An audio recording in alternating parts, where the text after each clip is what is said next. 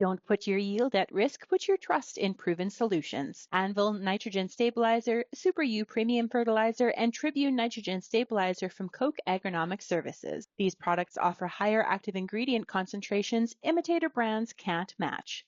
See the difference at defendyourn.ca. You're listening to Ruminating with RealAg, the podcast that chews on the latest in beef production, with your host, Amber Bell. This is Ruminating with RealAg, and I'm your host, Amber Bell. For today's episode, I'm going to be speaking with Eric Meusch, who is the livestock specialist for Missouri University Extension. Now, Eric has been working on a study that seeks to understand parasite resistance to dewormers and how exactly producers can go about managing around that resistance. Hey, Eric, it's great to see you. How are you doing? Good, thank you. I'm happy to be here. Okay, so you have been working on this project, looking at resistance to different parasitic products in cattle. Is that correct? This study that we were working on is specifically looking at gastrointestinal worms. So we're looking at internal parasites more than external parasites. So that has been most of the focus of this recent work we did. Yeah. Right, and you're down in Missouri. I am in Missouri. I'm in the Missouri Ozarks, which is sort of south central Missouri. So to give our listeners just a little bit of reference, what is the climate like down there? What are some of the typical problems that producers are seeing when it comes to parasites? The climate in Missouri is just far enough east that there's enough humidity, there's enough rainfall. I think we get probably about 40 inches of rainfall a year on average. It's not like the arid, Southwest where, it's a little bit different. So we do have it's pretty temperate. We have cold winters, being in the middle of the continent. We have cold winters, super hot summers, and just enough rainfall to keep things moist enough that people do have to be on guard when it comes to the parasites. This is, true in cattle, but especially in the small ruminants, sheep and goats, where out west people can get away with, some management strategies that won't work for us here, where we do get enough moisture that the parasites are more of a problem. Right, and so before we get into like the life cycle of the parasite, because I think that's going to be a really important piece of this whole puzzle, let's just talk a little bit about exactly what this study encompassed. What did it entail? What exactly were you guys looking for? Okay, this study was looking at efficacies of dewormer based on fecal egg count reduction tests. So we recruited and advertised and had producers volunteer, so sort of soliciting some participation from some producers as well as producers volunteering.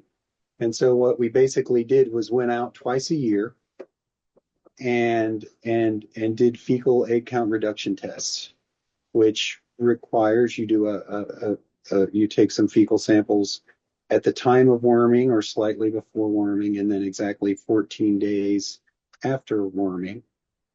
And you're trying to see how effective I say worming, I should say deworming, how effective that deworming actually was. And so in this study, the only thing we really disaggregated was the class of cattle that were being dewormed. As far as the products used, or how they were used, wasn't specified. So we allowed the producers to use their own products, their own management practices.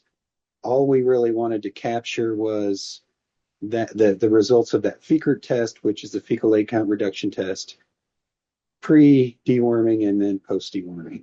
And that's really what the gist of the study was. And did you guys look at, before the producers signed up, what their management practices had been prior? We did not. Okay. We did not. So that wasn't, and that's a great question. And I think that was one of the first questions I had when we started looking at some of the initial results. Can we break this down in terms of management? really, this study wasn't really looking at that. It was more or less comparing the products And if they were working. And if they were working.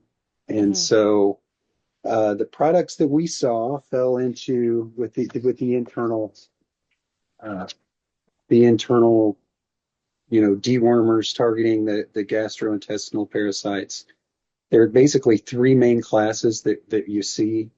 You've got the benzimidazoles, the macrocyclic lactones, and then one more class, which is basically the levetimizoles. And the last class we didn't see used at all. It's not very common. It's out there. It includes, some products that they're available, but people don't use them. I think you have to be there can be some side effects, and there's potential for overdosing with that class of dewormer. So they've really not gained much traction with producers in my area.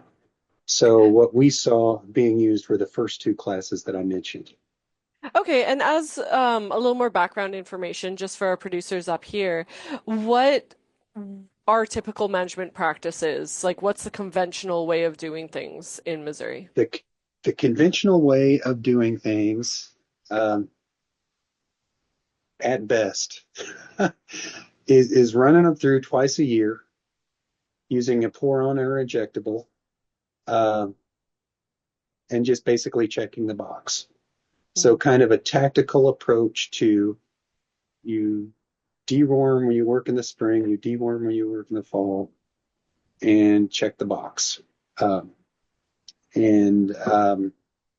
think for decades, that's been a pretty effective way to do things. But I think based on what people are seeing now, and not only this study, I think there's a lot of studies out there with similar results, is that sort of tactical approach, sort of only addressing the problem in the animal, is starting to wear itself out, and there's a need to look beyond just targeting the parasites in the animal and it being a little bit more strategic about how we approach the issue.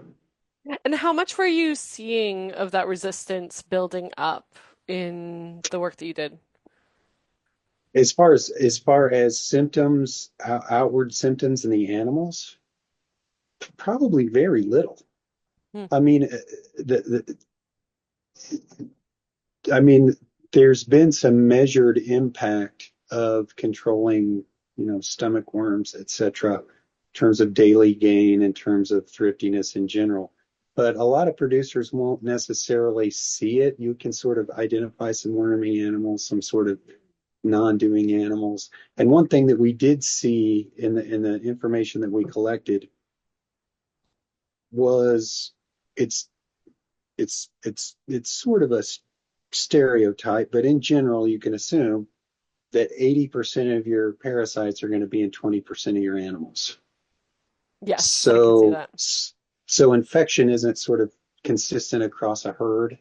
There's going to be individuals that are carrying more parasites. Some individuals carry less. Sometimes you can visually identify those individuals. Sometimes you can't.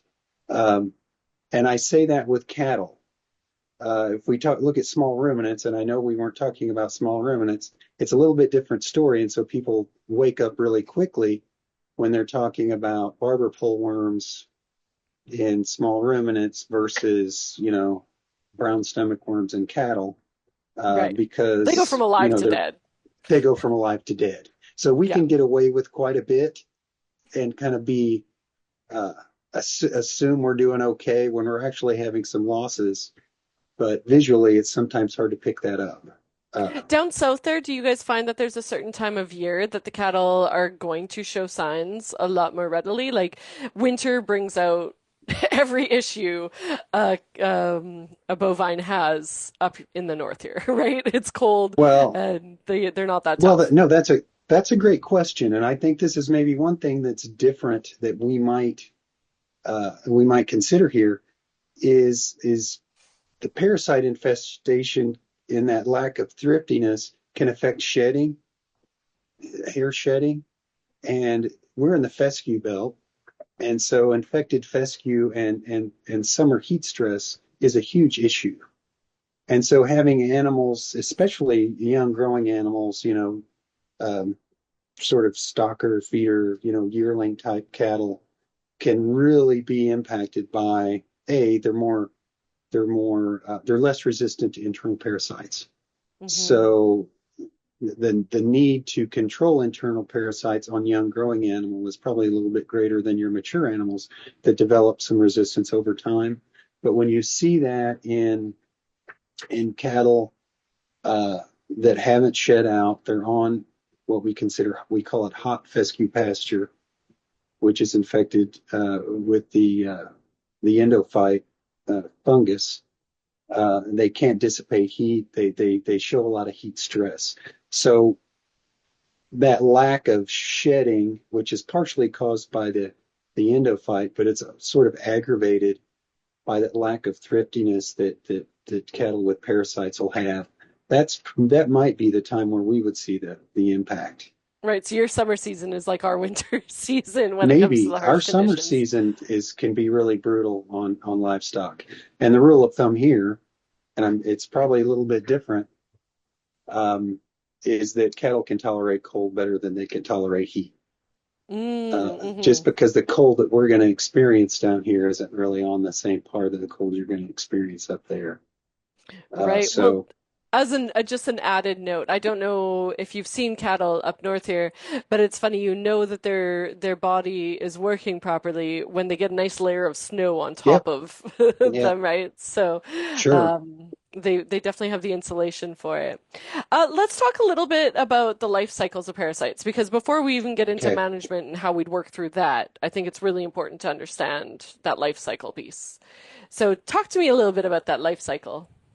Okay, this is my favorite part actually, because I think the challenge that people have when they go away from just trying to address the parasites in the animal, they really have to think about the life cycle of the parasite itself.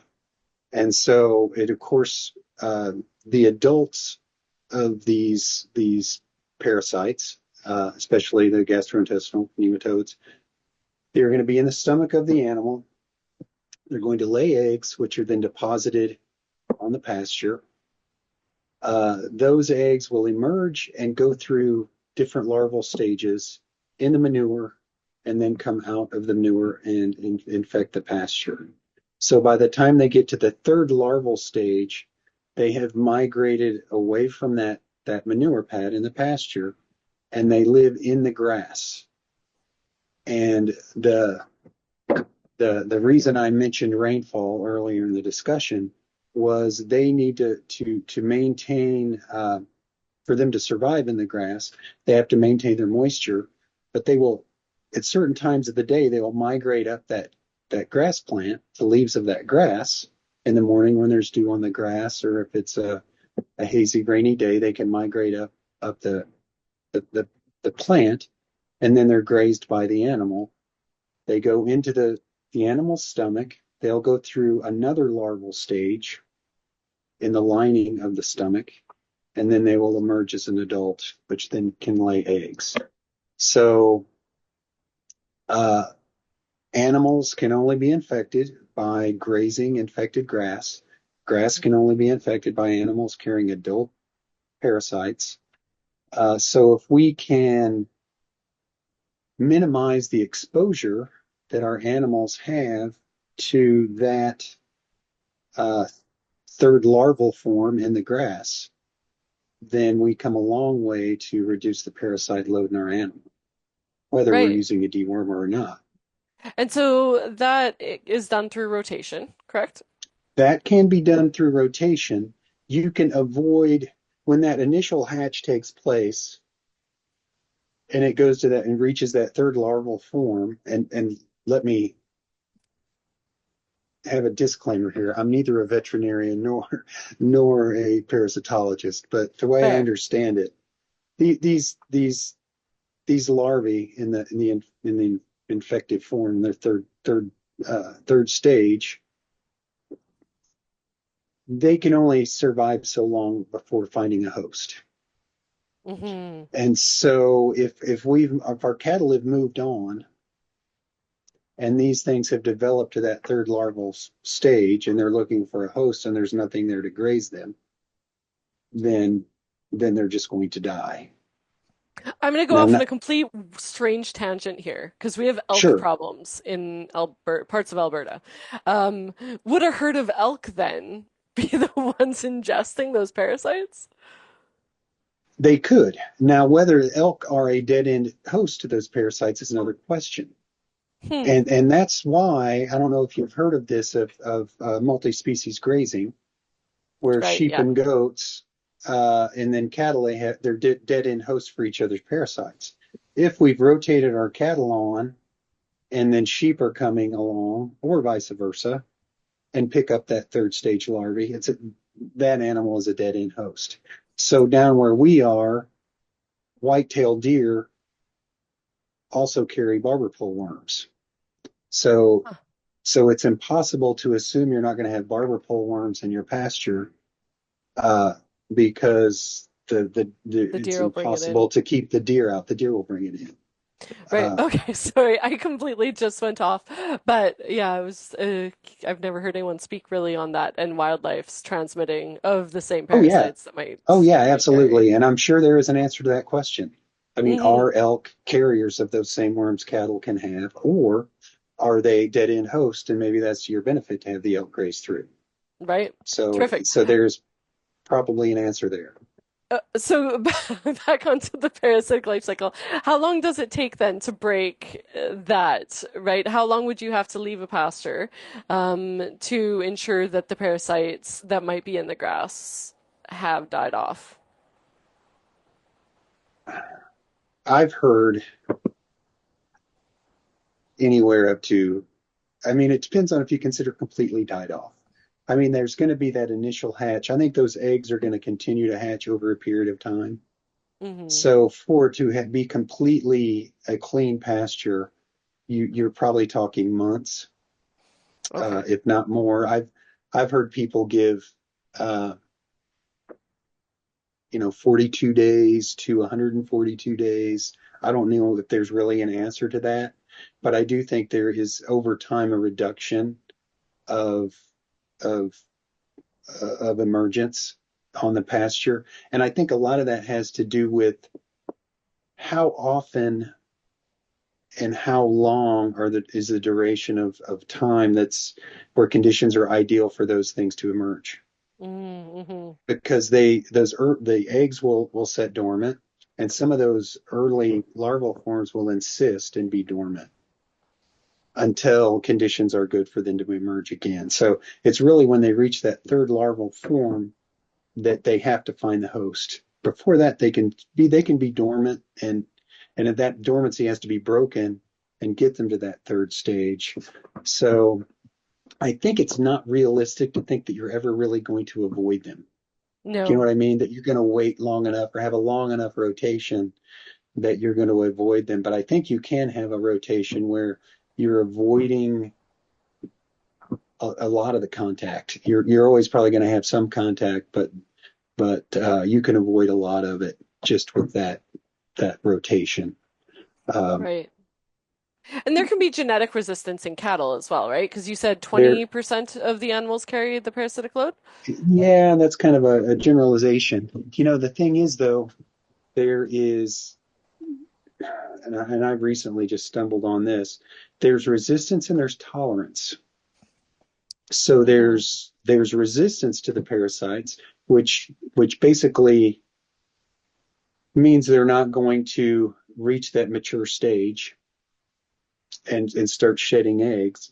But then there's tolerance, which shows even though they're full of adult egg laying parasites, they're not showing any impact physically. Hmm. So there's a kind of a difference between animals that are resistant to the worms in your herd that you think are doing well. And then there's the tolerant animals that are in your herd. They're just loaded with parasites, but it doesn't affect them. And so Right. there's a difference between resistance and tolerance as well, which is sometimes hard to decide which is which, if you know what I mean. Hmm. Hmm. If we look at the products that are being used, would you say that those, I think I read an article that they had mentioned your work and they were talking about the cycling through different products. How effective do you think that is? Well, I think the problem with the use of the products is the products that have been the most cost effective and the most convenient to use are the ones that are showing the resistance, the ones that the parasites are developing the resistance to. And so that's logical because the more exposures over time that you have, the more likely that that population is going to, develop some resistance.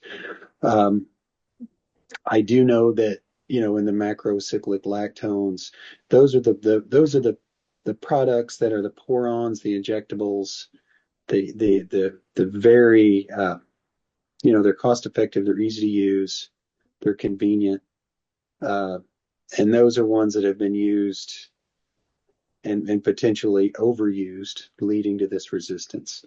Now, some of the other products, the benzimidazoles, which don't seem to be showing the same resistance, they're the ones that are either drenched or fed through. One difference is that goes right into the digestive tract, right where the worms are, which potentially is faster acting and less likely to create an opportunity for worms to resist that, as opposed to having to be absorbed through the skin, et cetera, kind of a slower, longer acting type mechanism. That's my own assumption, not necessarily. Maybe ask your vet about that. But if you have a resistant population of parasites on your pasture, is changing to a new wormer once going to solve that problem? You know what I mean? If you switch back and forth every third time or every other time, it's certainly going to help. But Hmm. you're still going to have those resistant eggs on that pasture for a while. So it might take more than just simply to answer that question. I think it goes back to what we were talking about earlier. It's going to be more than simply changing products. Hmm. Hmm. It's not And just changing a product, and you've got to look at the whole system and how you're managing your whole system. And I guess that's the question. I don't know if you have the data on it, but how long does it actually take to break that resistance? Because I know in cropping systems, we've been dealing with resistance in weeds to a lot of the chemicals that are used. Hmm. And it's becoming a real problem up north here. And, if you look at the parasitic resistance, how long does it take to actually get to the point where, hey, they've gone back to kind of status quo? I think the assumption that we can make is it's never going back. Hmm. I think the world we live in is, and I mentioned those three types of dewormers, those three classes of dewormers. Uh, the way I understand it, there's really no dewormers in the pipeline Hmm. to be Right. developed. So we really have to, change our approach from having a product we use to address this issue to more of a management oriented approach to address this issue. And I think the small ruminant people have had to sort of make that change sooner, where they're Hmm. coming up with all sorts of strategies to deal with their worming problem or their deworming problem because of the fact that the barber pole worms are can be fatal. But I think that the cattle producers need to think about, a whole sort of package of things that they can do to manage parasites rather than just assume they're going to Be able to eliminate keep using parasites. chemicals. Right. Because for Right. decades it was a no-brainer. I mean, it was for decades, it was, you tactically you deworm them twice a year and you check the box and you were good. But I don't think we're ever going to go back there, to be honest with you. Too bad. Too Um, bad. Another question that I kind of have, and I don't know, again, where, what does it look like? Like, because a product that kills off the worms, right? The gut of animals and us have beneficial nematodes and everything as well. And so do you think that that has any impact on that resistance being able to build up by the fact that these chemicals are killing off the good bugs along with the bad? You know, I that would have to be, you'd have to know, I would have to know more about the mechanism and whatnot to answer that question. I think if we look at some of the the studies that are out there by the pharmaceutical companies that show a difference in average daily gain or something like that, you can assume that they're pretty good at targeting the bad and not hurting the good. But a lot of that is probably open for debate.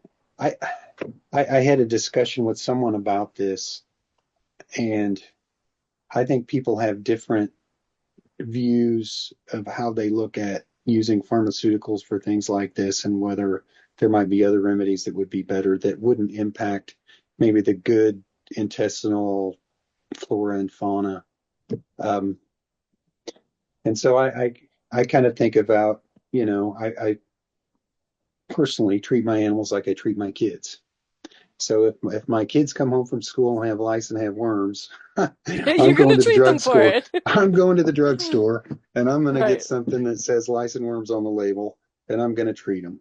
And Hmm. hopefully, it solves the problem and it doesn't, there might be a side effect or whatever, but you that's kind of how I tend to approach things. Now, Hmm. of course, I don't want to always leave my children in a situation where they're coming home and my children are grown. So that's just just an example. But I wouldn't want my children to come home every week with lice and worms Hmm. and Right. constantly, and have to treat them over and over. I might have to make a phone call to the school or whatever. But I think we definitely want to use the tools we have, and I think a lot of the tools we have are good tools. Hmm. We just have to be aware of the tool that they are and what they're for and how it fits in the bigger picture. Right. Uh, So say a producer has implemented rotational grazing and it seems to be working, but they're still struggling a little bit with parasites.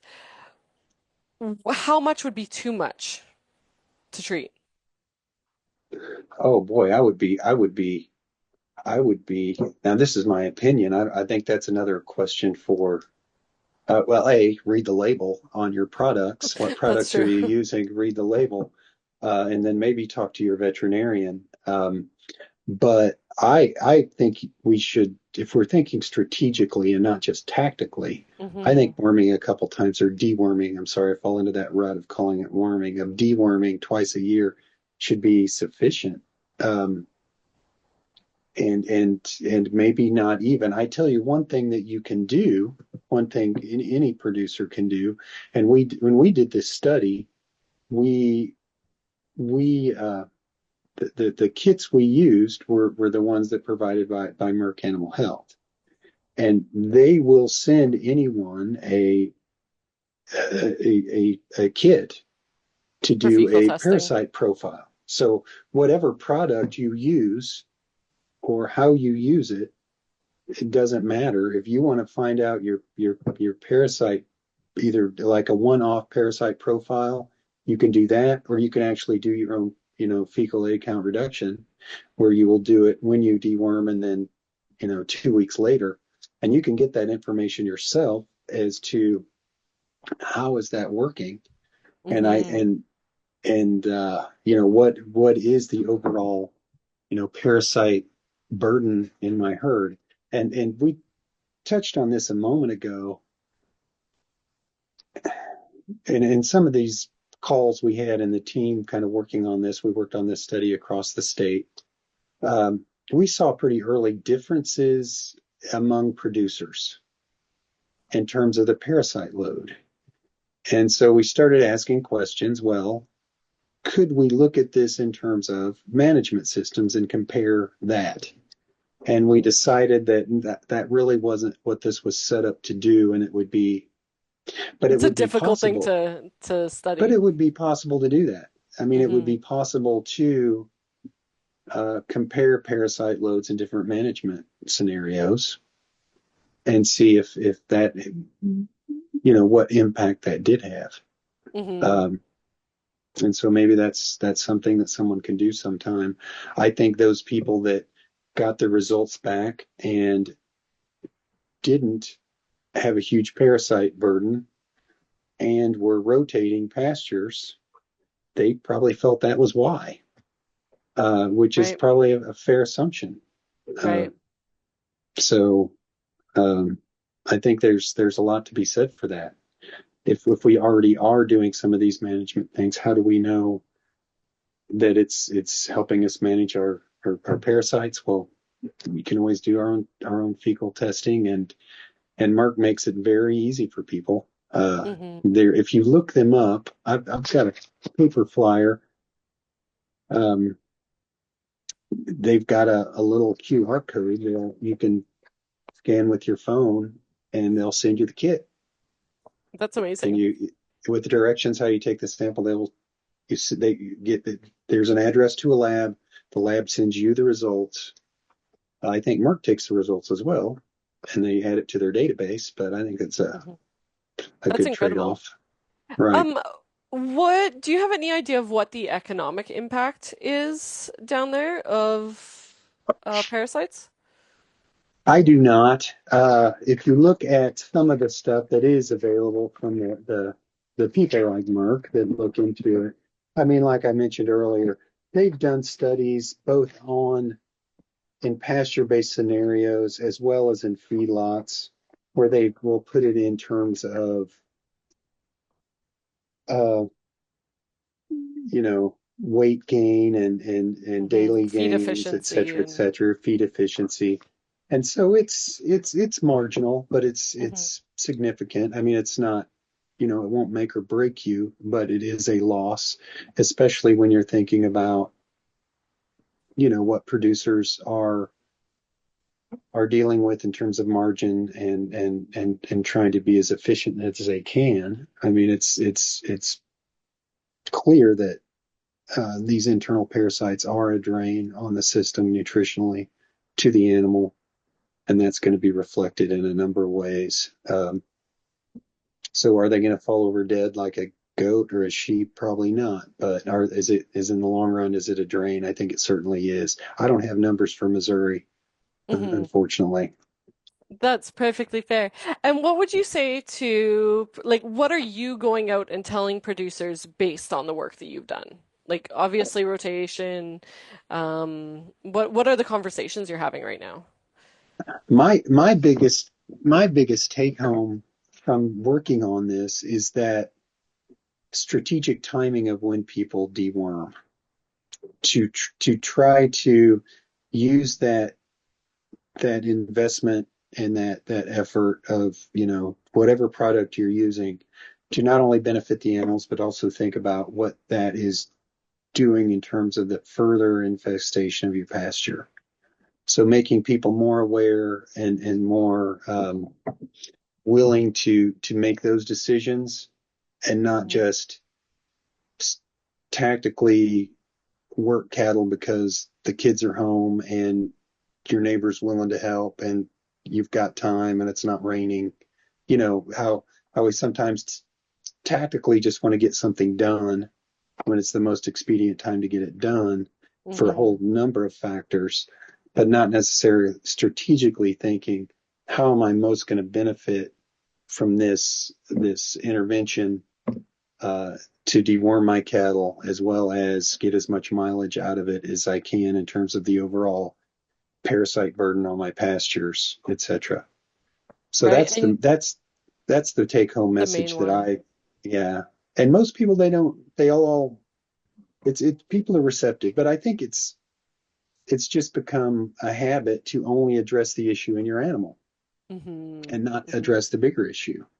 Right. I was asked by someone recently, what do your producers think about the results of this study and what do they think about this messaging?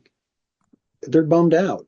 They don't want their life to be more complicated, but they realize that, if they're going to have to do something.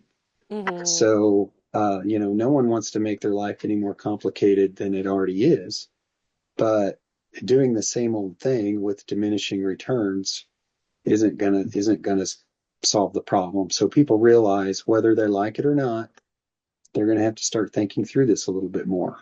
What And has the uptake on management changes been?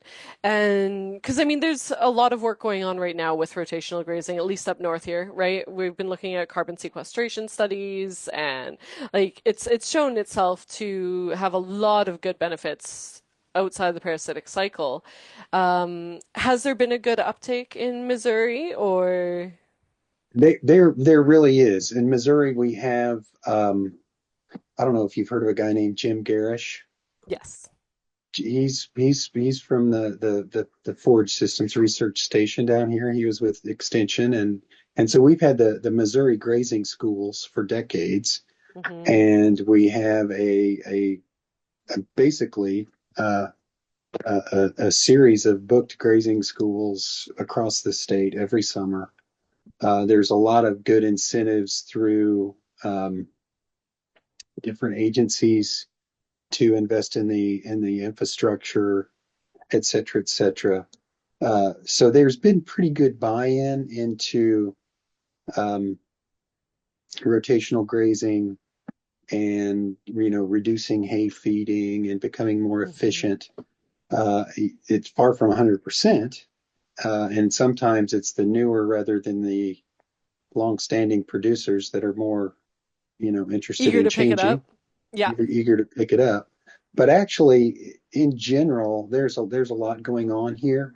Now, Hmm. how many of those people are doing it because um, they can get more out of their forages and be more efficient in terms of production? I don't think people have really thought about maybe some of these other things, like how it can help your parasite situation as well. So I don't think anyone is necessarily going to be motivated or very motivated to do it for the parasites alone. But in the fact that this fits into a bigger picture of a more productive grazing system, I think is a good thing, really. That is wonderful. And do you have anywhere that producers can go that are a little more curious and want to learn more, where they could get some more information or anything you'd recommend, books, anything like that? Well, I would first of all, let me go back to this, and I may have closed it. No, I didn't close it. Yeah, go to the Beef Cattle Research Council, and in one of the drawdowns, I think it's under producers. Uh,